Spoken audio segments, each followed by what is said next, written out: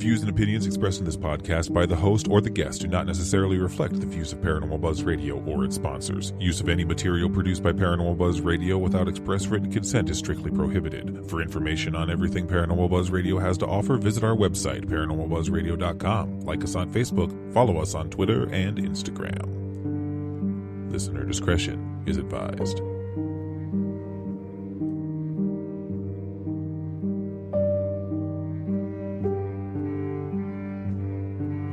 Hi, I'm Caitlin Russell. Welcome to the Healing Light Podcast. I am a psychic intuitive who's been reading tarot cards for over 25 years. I'm also Reiki certified. Join me as I read cards, share intuitive messages, promote healing, and much, much more.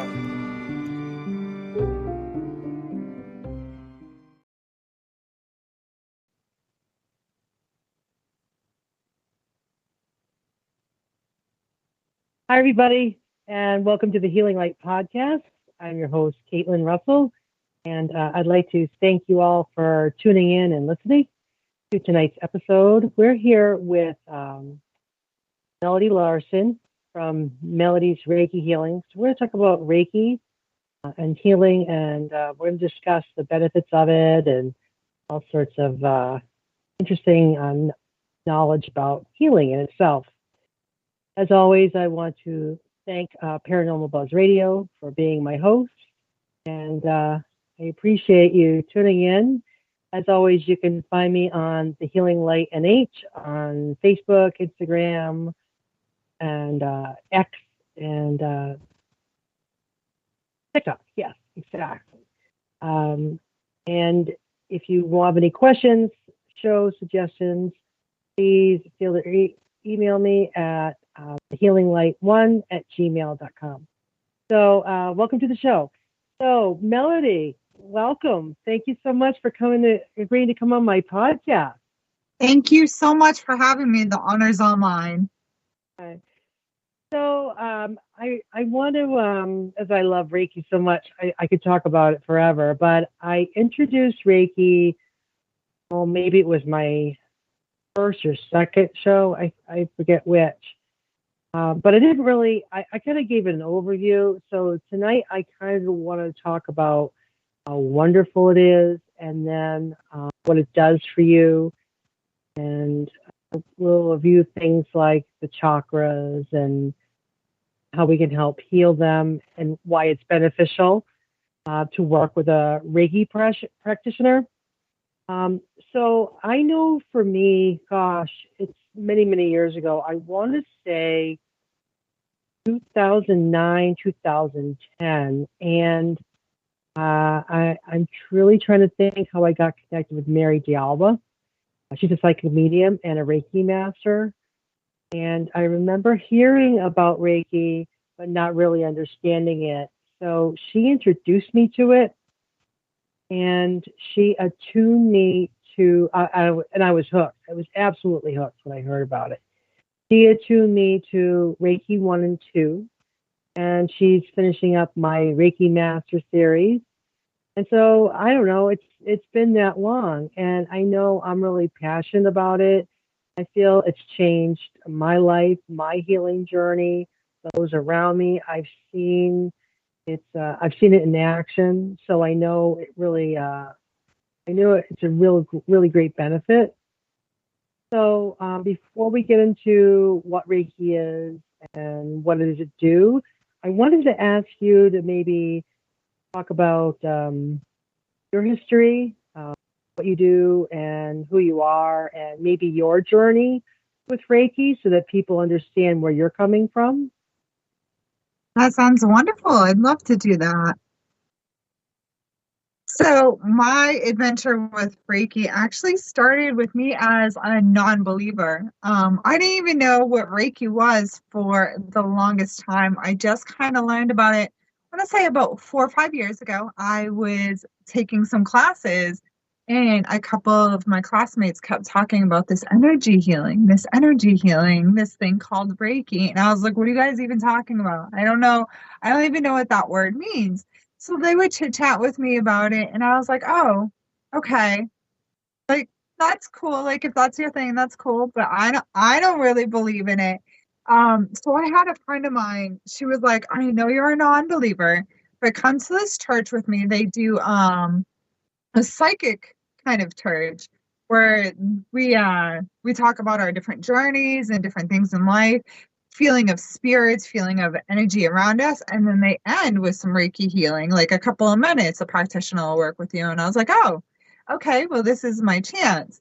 So we went, and it was a beautiful, beautiful thing. We got to chit chat with some psychics. They pulled some messages. It was a really awesome time. And then when that practitioner put their hands on me, it was the most amazing, warming, opening feeling I'd ever experienced in my entire life. I try to tell people it's like this golden bomb of light that goes off, and you just like open up.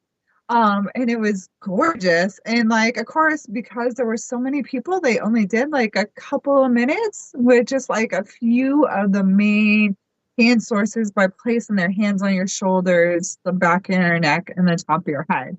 And it left me yearning for more. And that was really how my journey started. I then found my own Reiki teacher, and I have since become master certified in Usui, the basic form of Reiki that everybody kind of takes when they're starting out. And I have also done Karuna Kai, which is more of a heart-centered, loving, caring, centered Reiki healing, because I'm very much a heart person. And then I've also become master certified in Shambhala Reiki, so I can connect more to the ancestors and spirit itself. Wow, that's fascinating. So I heard about Shambhala, but I wasn't quite sure what that means. And I know what you're saying about how when it affects you, you could think of yourself, yeah, I've heard of it, I'm curious about it. But when I was attuned to Reiki 1, when I went to Mary, she did Reiki on me, and it was just, I can still get like this warm feeling. I mean, I'm getting chills thinking about it because it was so life-changing, but it was such a life-affirming energy, and it just, I felt like, my God, this is it. This is what it means, and it was just amazing. And then, well, I mean, I've used it for myself, and I've used it on friends.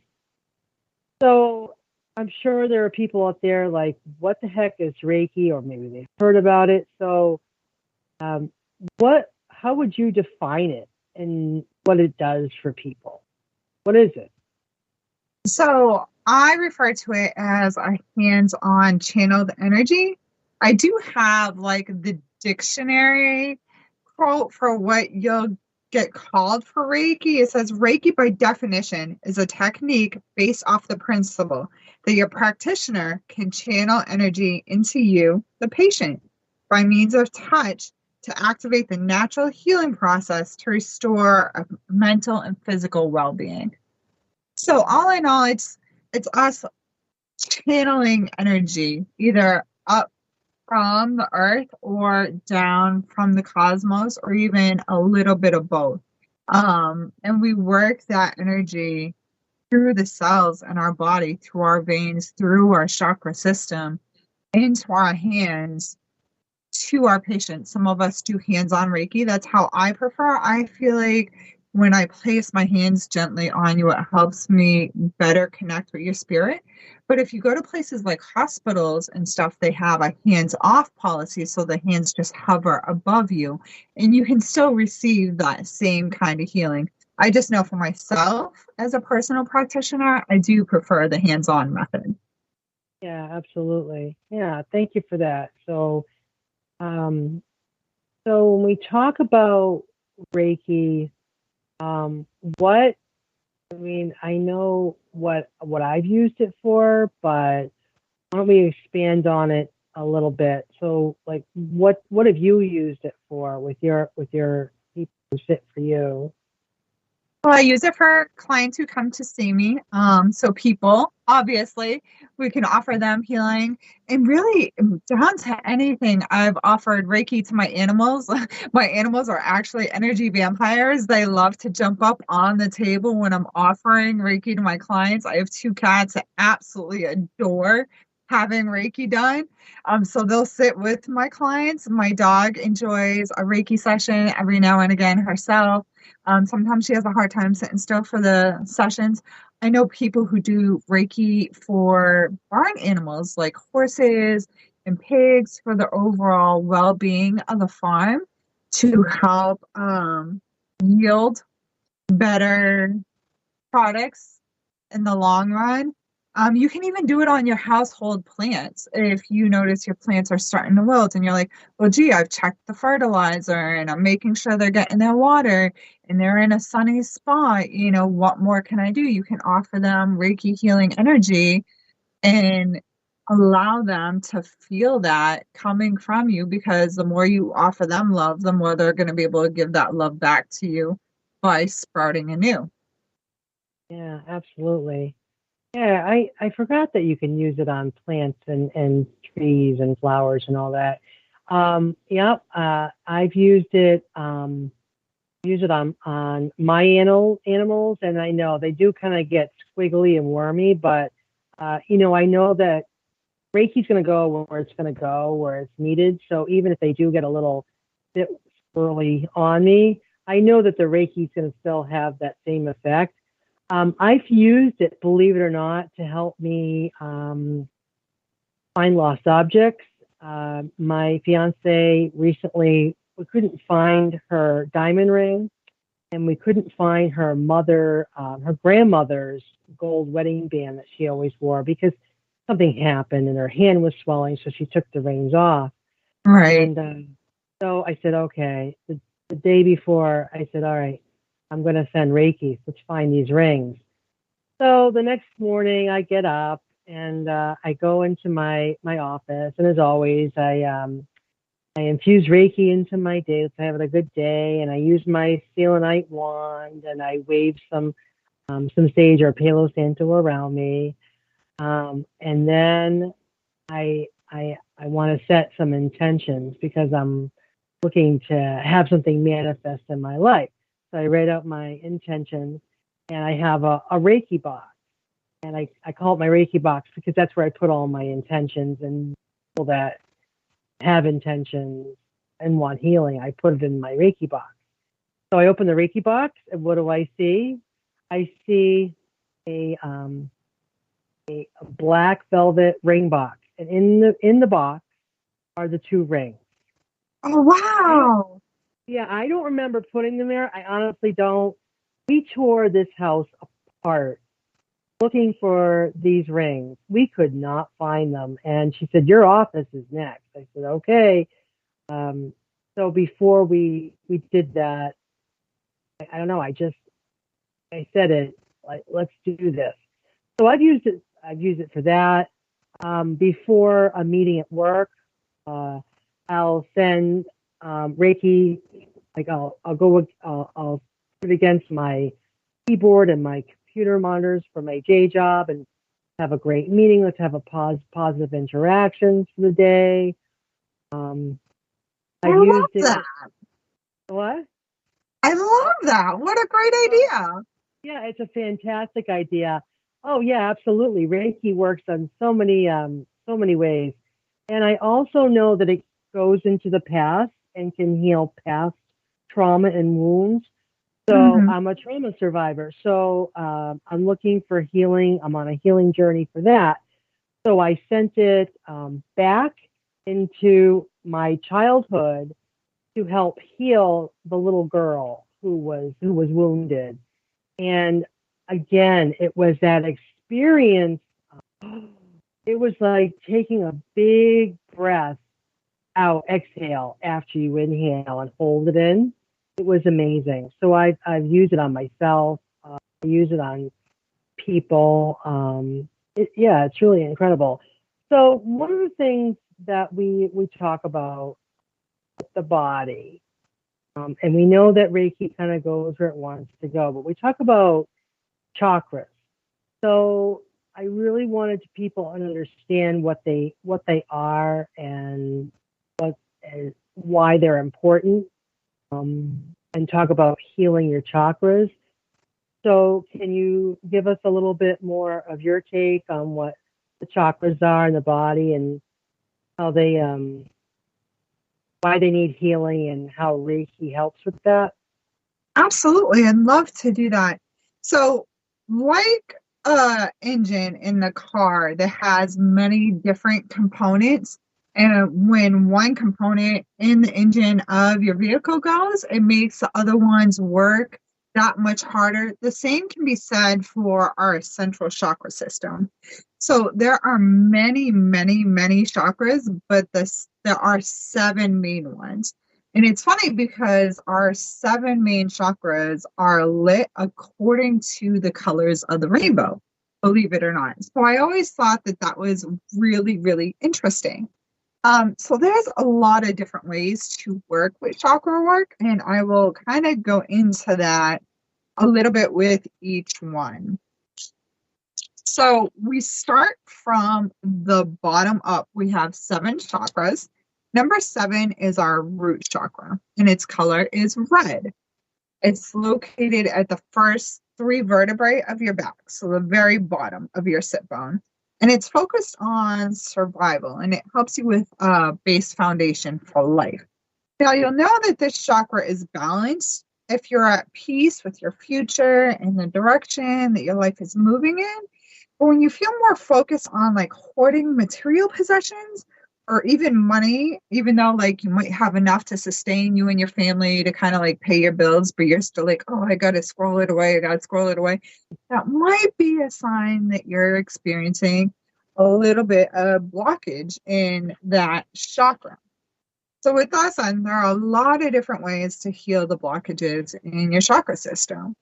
And a few that I thought worth mentioning, and by any means, it's not a comprehensive full list. Everybody's welcome to do their research and find something that works specifically for them. But there is breath work. And one of the most common forms of breath work is what's called box breathing, where you breathe in for a count of 4, you hold it for a count of 4, and you release for a count of 4. Doing that 4 times helps you to feel kind of like centered and grounded. So that's a really, really great way to like kind of just take a quick pause to be able to kind of heal your body and your spirit. Another is yoga, which is great unblocker. Some poses such as downward dog, cobra pose, and tree pose are especially good for healing. And then there are other things such as mantras, crystals, aromatherapy, and of course, our personal favorite, Reiki healing, which both Caitlin and I happen to be practitioners of. So, of course, it's going to be the main topic of our discussion. Yeah. So that'll bring us to the next chakra in our system, working up. So number 6 is orange, and that's called our sacral, and it's located right about your navel. And it's associated with sexuality. So when it's balanced, you'll have a healthy sense of passion and joy and overall just like happiness in relationships.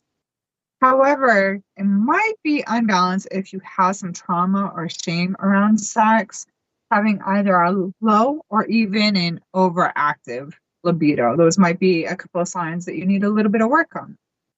The next one would be your solar plexus, which is kind of located in the 6-pack area.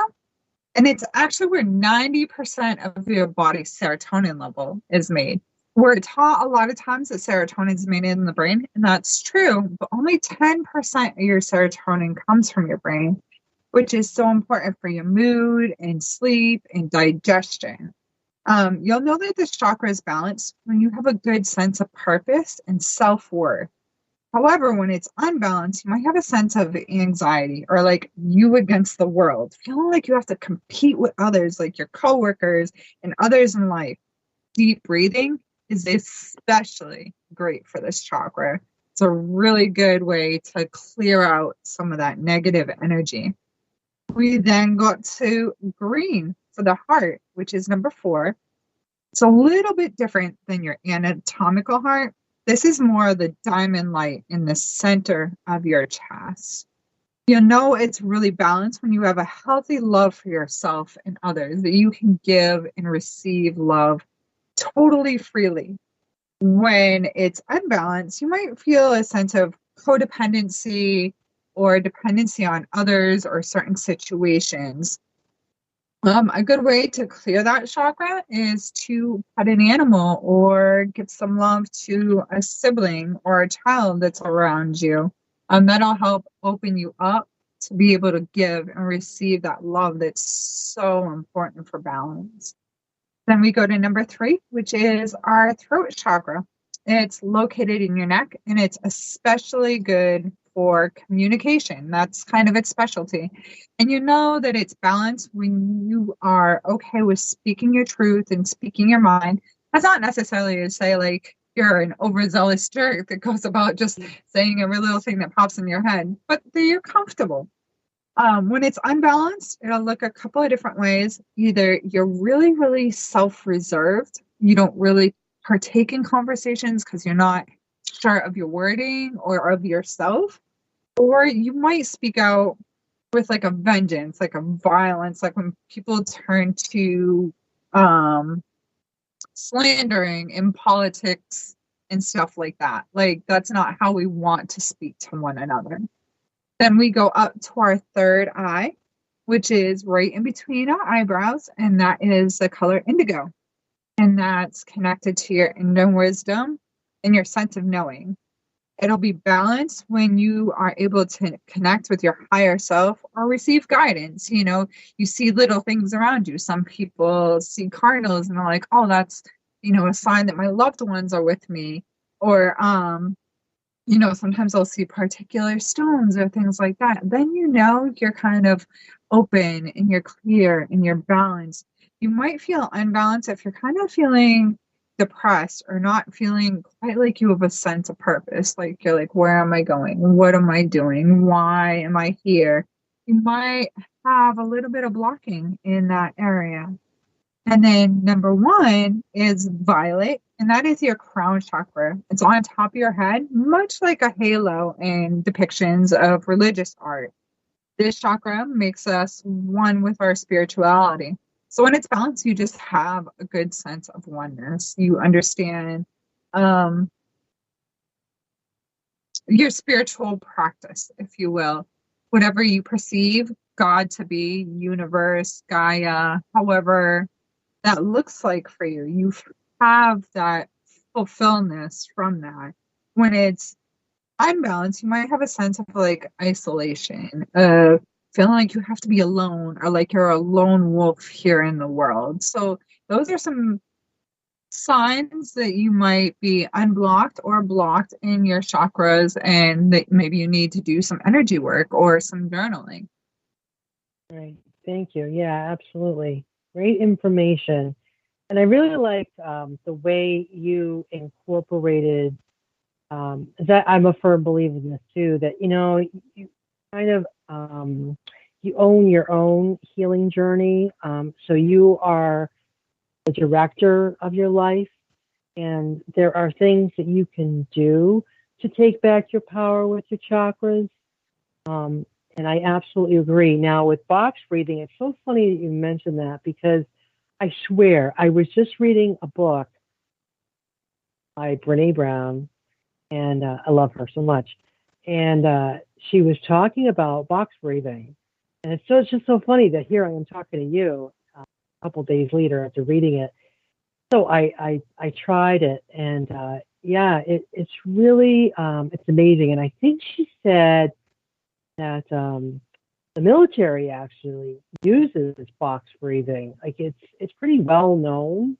It's offered a lot of times in therapy as well. Yes. Yeah. Right. It sure is. Yeah. One thing that I know I can tell people to help too. It's called, and I learned this. It's called tapping. I don't know if you've ever heard of tapping. Yeah, I'm working on getting registered. Oh, really? You are? Oh, yeah. that's so cool. I really, when it really helps. And when I know for me, when I was going through with my therapy, my therapist introduced me to it. It's just that roller coaster of emotions, icky feeling you get when you're reliving something and talking through it. Helps you, get through it. That tapping is a good method to use. So yeah. Absolutely. I actually want to, my goal is to eventually be able to teach Reiki classes, and I want to incorporate some tapping into the Reiki classes to be like, oh, and here's another thing. Yeah. See, it's like the tools in our toolbox. So you've got Reiki, but you've also got tapping, and you've got box breathing. There's a lot that I don't think people are aware of that, hey, I need help with this. And how do I get help with this? Well, here are some options for you that are um, no charge at all. There's easy things you can do uh, to start the healing process. Now, what I wanted to ask you as a practitioner is, so you're in a session, and uh, you know, I think to the point where someone might feel like, oh, I keep getting these headaches, but then your Reiki also is drawn to, like, I don't know, the knee or something like that. So I don't know if that's ever happened to you, but I kind of find that when Reiki kind of goes where it's most needed, so it might help a headache, but it also might also travel to your knee. Do you find that as well? Like it goes to like more than one area. Oh yeah, absolutely, absolutely. That's one of the wonderful things about Reiki. But I always tell everybody, just as like kind of a fail safe as well, like you can come to me and say, okay, my knee hurts, but if you have some trauma or some stuff that's going on and the Reiki feels like that's what it needs to go towards, babe, it's going to go to that first, and then it'll go to that knee pain secondary. So Reiki is like kind of its own entity, and we're literally just the vessels that kind of like push out the energy and let it flow and do its thing. But I feel like Reiki is great for both the physical and the mental. So absolutely, I think it's all transitional. Yeah, absolutely. And now, can someone feel like, all right, you've held my sacral chakra, um, but now it's like, the symptoms are back or it's acting up again. So, I mean, is that something that you have seen where you feel like someone might need a repeat session, or um, I mean, is that possible, do you think? Oh yeah, absolutely. I think when we feel that clearing of one area, sometimes it takes multiple sessions to be able to get through everything that's ailing somebody. I tell people, I always recommend 3 weeks in a row of doing Reiki, because your first session for many Reiki masters, I find it's almost like working through the murk and the mire in a really dense swamp. It takes a while. You get rid of it bit by bit. So you might clear out one chakra or one past trauma, but then they're like, oh, well, and then this thing. Yes, that's going to be expected because this is your first time with the energy. So just like it takes us multiple sessions to be able to become Reiki Master certified, there's different things we have to learn. There's different techniques. There's different symbols. It's the same thing for our people who are coming onto our table. We all come with life stuff, and sometimes it takes a little while to clear some of that out. Yeah, I agree. And I will tell people, I'll say, when the Reiki is finished, I've had people who it doesn't hit always right away. Sometimes, you might feel something tomorrow, but you might feel kind of icky tomorrow. Because it's bringing out the stuff that needs to be dealt with. So you may feel it, you might feel it like the day after or a few hours later. And sometimes people report back to me that they feel the benefits of it, at a later time as well. So it's amazing to me. And I just wanted to tell people that the difference between like doing a psychic or medium session, like I know that if I've done a ton of readings, that can kind of drain my energy and I need to rest and recharge. But with Reiki, because it's already existing within the body and within us, and we're acting as that, as my mentor says, that hollow bone where the energy goes, it doesn't deplete us of our energy. So it's really, to me, amazing when it does that. So I just wanted to add that in. Absolutely. And I tell people it can take 24 to 48 hours after having your Reiki session to really have that sense of well-being drop into place, because we have worked so much energy and we're trying to clear out so much. It might take a little while. I always tell people to drink a lot of water too. It's very similar to when you go to the chiropractor and they release a lot of toxins into your body with all the popping.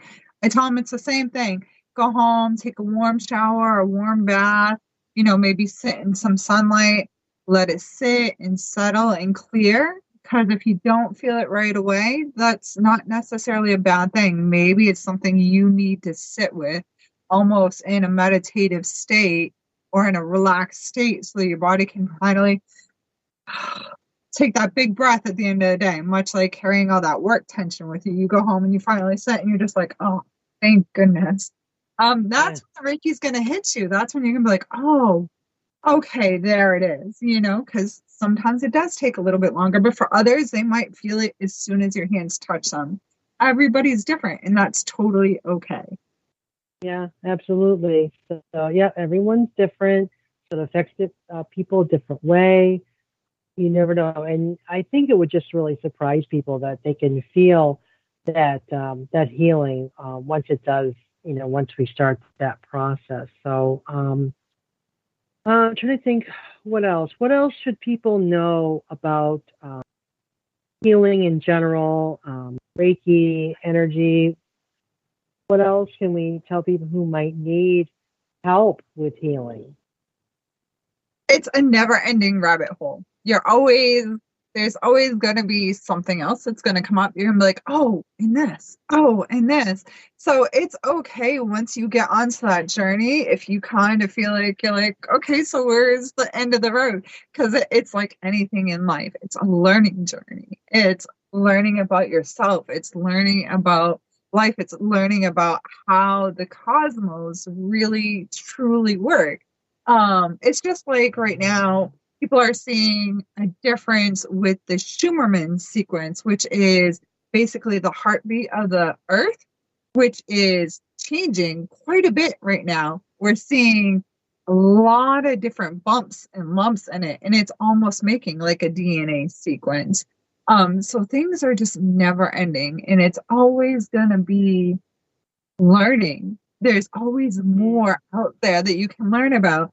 You might get into Reiki and be like, okay, well, this is great for me, but now I want to get into singing bowls, or now I want to get into meditation, or now I want to get into tapping, or now I want to, so it's so much fun and it's so much help. And there are so many of us out here. Sometimes we're not always seen in the sunshine.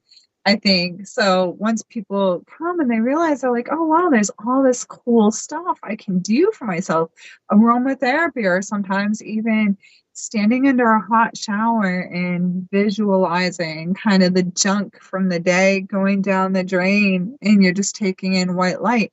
It's another great form of clearing. So there are so many different ways we can help ourselves other than pumping our bodies full of pharmaceuticals. Absolutely. So, yeah, I know that I do that in the shower. I also, I do this for myself, and I tell my clients, just imagine, picture yourself in your mind, a white beam of energy, and it comes down. It starts at the top of your head, and just very slowly goes down through your body down to the end of your tip of your toes, and that white light is your protection. People, there's rocks, crystals, there's all sorts of things you can do to help aid the healing process. So I think one of my goals with this whole healing journey is to have people realize that they deserve to heal. They absolutely deserve to heal, and they deserve to feel better, and they can, and that there are options out there for you, and there's people who are more than willing to help you on the journey. So to that end, so if someone wanted to book with you or reach out to you, how do they get you, Melody? So some of the best ways you can find me is on Facebook through Melody's Reiki Healing. I'm also on Instagram, TikTok, and LinkedIn under the same name. I do have a website, but it's up and running, but I'm like in the process of working on it. So it's like kind of paused right now. I do have a link tree available here in the bio for anybody to find me, but your best bet is probably through Instagram or Facebook.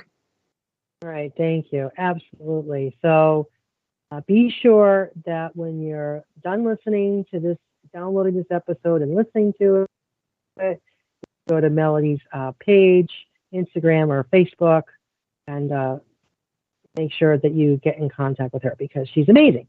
So I wanted to thank you again for being such a wonderful guest. I really believe that you helped enlighten the listeners, and I think you make their lives a whole lot better by being out there, us as practitioners. So I want to thank you. Do you have any final words to offer? Well, thank you, Caitlin, so much for having me and helping me on this healing journey. It takes a tribe for all of us to get together. And guys, please do feel free to reach out, even if you feel like Reiki maybe isn't your thing. Maybe you want to look into other forms. We're always here to help. So whatever works for you, works for us.